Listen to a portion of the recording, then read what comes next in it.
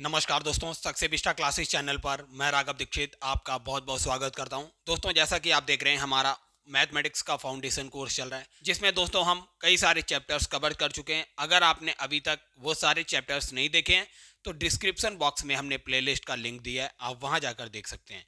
तो दोस्तों, आज की इस वीडियो से हम शुरुआत करते हैं परसेंटेज, प्रतिशतता की।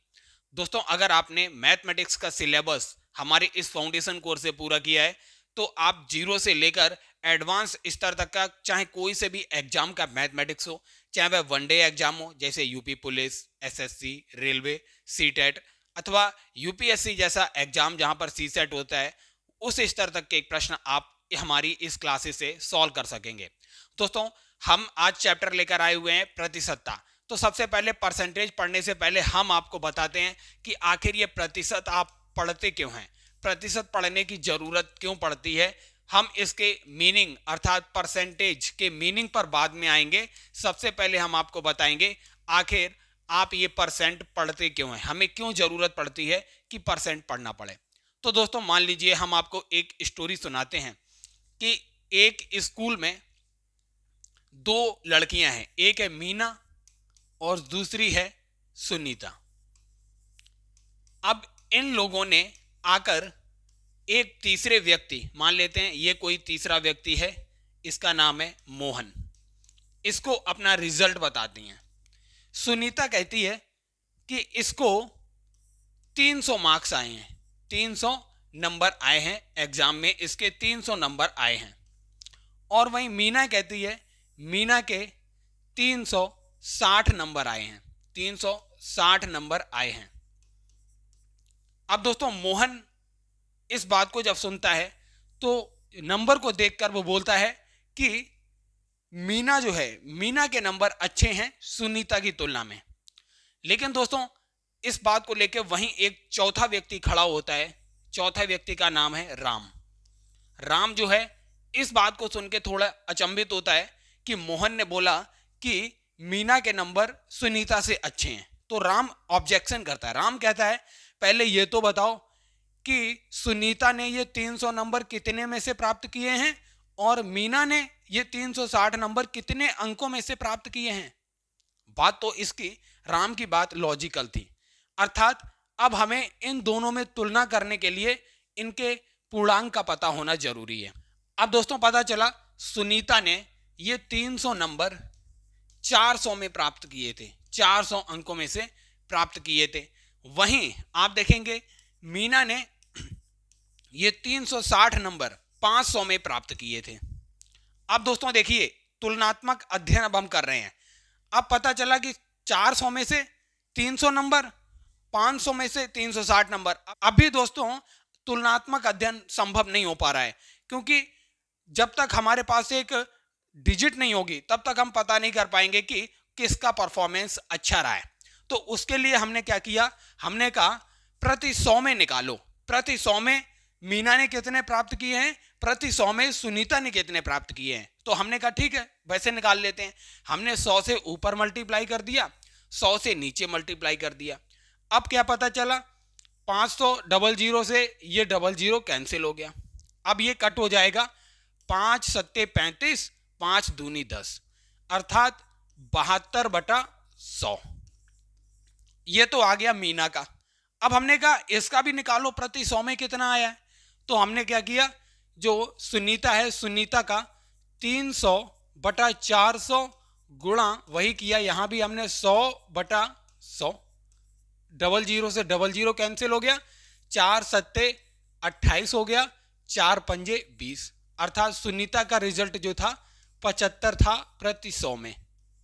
इसको कैसे लिख सकते हैं, इसे लिख सकते हैं 72%। 100 को हटा दें तो 72%, प्रति 100 में 72 नंबर थे मीना के, और सुनीता के जो थे प्रति 100 में 75 नंबर थे। तो इसे लिख सकते हैं 75%। अब मोहन और राम दोनों बहुत अच्छे से तुलना कर पा रहे हैं कि भाई सुनीता का परफॉर्मेंस अच्छा रहा है, सुनीता के 75% हैं, प्रति 100 में 75 हैं, वहीं मीना के 72 हैं प्रति 100 में, अर्थात 3% अंक सुनीता के ज्यादा हैं। जबकि मोहन ने पहले डिसीजन क्या लिया था, मोहन ने पहले डिसीजन लिया था, मोहन ने बोला था मीना ने सुनीता से अच्छे नंबर प्राप्त किए हैं, क्योंकि उसे 360 दिखाया गया था, 300 दिखाया गया था। तो दोस्तों कुल मिलाकर इस स्टोरी का मकसद यही था कि हम आपको बताएं कि प्रतिशत की जरूरत कैसे पड़ती है। तो दोस्तों आपको इस कहानी से पता चल गया होगा प्रतिशत की जरूरत क्यों पड़ती है हमारे दैनिक जीवन में। प्रतिशत की जरूरत तुलनात्मक अध्ययन करने के लिए पड़ती है।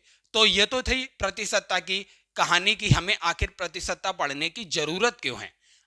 दोस्तों हम उम्मीद करते हैं इससे आपको ये प्रतिशत का अर्थ भी समझ आया होगा। प्रतिशत, प्रतिशत, प्रति 100 में कितना, परसेंट, परसेंट। तो दोस्तों इस कहानी से आपको बहुत कुछ क्लियर हो गया होगा। अब दोस्तों हम शुरुआत करते हैं प्रतिशत चैप्टर की ओर। एक तरफ दिया होता है प्रतिशत और दूसरी ओर होता है भिन्न।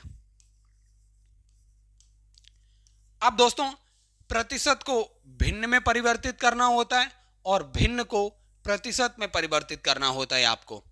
अब यहीं पर बहुत सारे स्टूडेंट कंफ्यूज हो जाते हैं। जैसे अगर मान लीजिए एक प्रतिशत में आपको डेटा दिया है 5%, अब इसको भिन्न में कैसे परिवर्तित करें, तो हम आपको बता चुके हैं प्रतिशत को हटाएंगे, प्रतिशत का चिन्ह हटाएंगे, प्रतिशत अर्थात 5 एकम 5, 5 दूनी 10, 1/20 क्या हो गया 1/20। भिन्न आ गई आपके पास, 5% को भिन्न में परिवर्तित हो गया। तो कहने का मतलब है प्रतिशत को जब भी भिन्न में परिवर्तित करते हैं तो 100 से करते हैं उसका भाग, 100 से भाग करते हैं।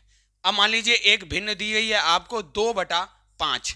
अब आपको इसे प्रतिशत में बदलना है, तो आपको क्या करना है, प्रतिशत में बदलने के लिए 2/5 गुणा 100 क्या हो जाएगा 5 दूनी 10 अर्थात 20 हो गया, 20 दूनी 40%। तो आपको यह डाटा मिल गया। 2/5 को भिन्न में कैसे परिवर्तित करते हैं, 100 का गुणा कर देते हैं। तो आपको पता होना चाहिए भिन्न को प्रतिशत में बदलने के लिए 100 से किया जाता है गुणा। ये दोस्तों अगर आपको इतनी सी बात पता है तब भी आप परसेंटेज में बहुत कुछ जानते हैं। एक तो बेसिक हो गया और दूसरा ये हो गया अगर आपको इतना पता है कि प्रतिशत को भिन्न में कैसे परिवर्तित करते हैं और भिन्न को प्रतिशत में कैसे परिवर्तित करते हैं, तो दोस्तों आप समझ लीजिए कि आपके परसेंटेज के बहुत सारे क्वेश्चंस आराम से सॉल्व हो जाएंगे, आपको दिक्कत नहीं होगी। अब दोस्तों हम कुछ बेसिक डाटा जो आपको याद रखना चाहिए वो बताते हैं। आपको कौन सा बेसिक डाटा याद होना चाहिए, जैसे अगर आपको पता है 1/2, 1/3, 1/4, 1/5 ऐसे करके आपको 1/20 तक के डाटा को मेमोराइज होना चाहिए, आपकी मेमोरी में होना चाहिए, जिससे कि क्योंकि आज कंपटीशन का जमाना है, आप देखेंगे जितनी जल्दी आप इसको प्रतिशत में लिख लेंगे आप समझ लीजिए आप उतने ही एडवांस हो जाएंगे। क्योंकि एग्जाम्स में क्या है, टाइमिंग का बहुत बड़ा रोल है। आप जितने कम समय में जितने ज्यादा क्वेश्चन हल कर पाएंगे आपका परफॉर्मेंस एग्जाम में उतना अच्छा होगा। तो समय की बचत के लिए आपको ये डाटा याद होना चाहिए। आपको कॉन्सेप्ट क्लियर होगा तब आप ये डाटा आपके फिंगर पॉइंट पर होगा। जैसे हम एक आपको बताते हैं, 1/2 को हमने आपको बताया था ये भिन्न है, इसको प्रतिशत में बदलने के लिए क्या करेंगे 1/2 गुणा 100 हम आपको अभी बता चुके हैं। तो 2 पंजे 10 अर्थात 1/2 को 50% लिखेंगे, 1/2 को 50% लिखेंगे। ऐसे ही 1/3 को बदलने के लिए 100 से गुणा करेंगे इसको, तो क्या आएगा, तो ये 33 बार पूरा का पूरा चला जाएगा, 33 तियो 99 बचा 1 रिमाइंडर ऊपर लिखेंगे और नीचे क्या है 3, 33 सही 1/3% ये होगा। 1/3 को इतना लिखेंगे। 1/4 को लिखने के लिए आप कैसे कर लिखेंगे, 100 से गुणा करेंगे, 25 बार जाएगा तो 25%। कुल मिलाकर क्या आया 1/4 को 25% लिख लेंगे। ऐसे ही दोस्तों 1/20 कैसे लिखा जाएगा, 1/20 को अगर आप 100 से गुणा करेंगे तो 20 पंजे 100 अर्थात क्या आएगा 5%। हम आपको एक लिस्ट दे रहे हैं, वो लिस्ट स्क्रीनशॉट लेके रख लीजिए, आप उसको याद कर लेंगे। हम उम्मीद करते हैं कि आपको ये डाटा याद हो गया होगा। दोस्तों उम्मीद करते हैं आपको ये चीज समझ आई होगी कि किस तरीके से हम इनको चेंज कर रहे हैं। 1/2 को 50% कैसे लिख रहे हैं हमने आपको बता चुके हैं। बेसिकली दोस्तों हम करते क्या है, 100 से गुणा और 100 से भाग दोनों ही चीजें करते हैं। 1/2 गुणा 100/100 तो ये आता है 50। 50/100 प्रति 100 में कितना 50, इसलिए इसको प्रति 100 को हटा देते हैं और साइन लगा देते हैं प्रतिशत का, साइन लगा देते हैं प्रतिशत का। तो समझ लिया आपने कि 1/2 को 100 से गुणा करके आप 50% निकाल लेंगे। ऐसे ही दोस्तों आपको पता है हमने 1/3 को निकाल के दिखाया 33.33, अर्थात इसे ऐसे भी लिख सकते हैं 33 सही 1/3%। 1/4 को 25% निकाल के दिखाया था। 1/5 को 20, 1/6 को ये याद रखिए 1/6 कैसे 1/6 गुणा 100 तो कैसे हो जाएगा आप देखेंगे ये 16 बार पूरा चला जाएगा। 16 छक्का 96 बचा कितना 100 में से 96 जाएगा 4 बचा तो क्या हो गया 16 सही 4/6। अब 4/6 को और कैसे लिख सकते हैं 2 दूनी 4 2 तिया 6 अर्थात 16 सही 2/3%। ऐसे भी इसे लिख सकते हैं 16.66% को 16 सही 2/3% ऐसे भी लिखा जाता है। ऐसे ही 14.29%, 12.5%, 1/9 को 11.11% ऐसे लिखेंगे। दोस्तों आप इसका स्क्रीनशॉट ले सकते हैं क्योंकि ये आपको मेमोराइज होना बहुत जरूरी है, क्योंकि दोस्तों कम समय में ज्यादा क्वेश्चन सॉल्व करने के लिए ये आपके फिंगर पॉइंट पर होना चाहिए। 1/12 जो है ये 1/12 को देखिए कैसे 1/12 गुणा इसको 100 करेंगे तो 12 8 96 कितनी बार गया 8 बार गया और बचा कितना 100 में से 96 गया 4 बचा नीचे 12 है 4 एकम 4 4 तियो 12 तो 8 सही 1/3% जिसे 8.33% भी लिखा जाता है। तो याद रखिए 8 सही 1/3%। इस तरीके से आपको 1/20 तक का डाटा आपके फिंगर पॉइंट पर होना चाहिए, तब आप किसी भी क्वेश्चन को बहुत आसानी से हल कर पाएंगे और बहुत जल्दी सॉल्व कर पाएंगे। तो ये तो था दोस्तों फ्रैक्शन को परसेंटेज में कन्वर्ट कितनी जल्दी से जल्दी आप कर पाएंगे, तो वो याद करना है आपको ये डाटा। अब आइए दोस्तों हम आपको बताते हैं कुछ डाटा, जैसे कि दूसरा क्या बताया था प्रतिशत। 5% को भिन्न में कैसे लिखेंगे 5% को हटाएंगे तो प्रतिशत लिख देंगे, चिन्ह हटाएंगे प्रतिशत लिख देंगे तो ये 1/20 हो जाएगा 5 दूनी 10। ऐसे ही अगर 8% को भिन्न में कैसे लिखेंगे प्रतिशत को हटाएंगे तो प्रतिशत लिख देंगे 4 दूनी 8 और ये कटेगा 25 बार तो 2/25। तो आपको प्रतिशत को भिन्न में भी लिखते हुए आना चाहिए। और इसी तरीके से आप अगर देखिए 20% को लिखेंगे 20% क्या हो जाएगा 20% का चिन्ह हटाएंगे तो प्रतिशत लिख देंगे 20 पंजे 100 1/5 लिख लेंगे। तो दोस्तों ये तो थे बेसिक पॉइंट जहां हमने बताया फ्रैक्शन को प्रतिशत में कैसे बदलते हैं और प्रतिशत को फ्रैक्शन में कैसे बदलते हैं। अब दोस्तों देखिए आपसे प्रतिशत में 2 प्रकार के फ्रैक्शन दिए जाते हैं। भिन्न फ्रैक्शन कितने प्रकार के दिए जाते हैं 2 प्रकार के फ्रैक्शन रहेंगे। एक फ्रैक्शन क्या रहेगा, एक रहेगा जिसमें अंश जो होगा अंश हर से क्या होगा अंश हर से बड़ा होगा, न्यूमरेटर जो होगा डिनोमिनेटर से बड़ा होगा, न्यूमरेटर जो है डिनोमिनेटर से बड़ा होगा ये केस।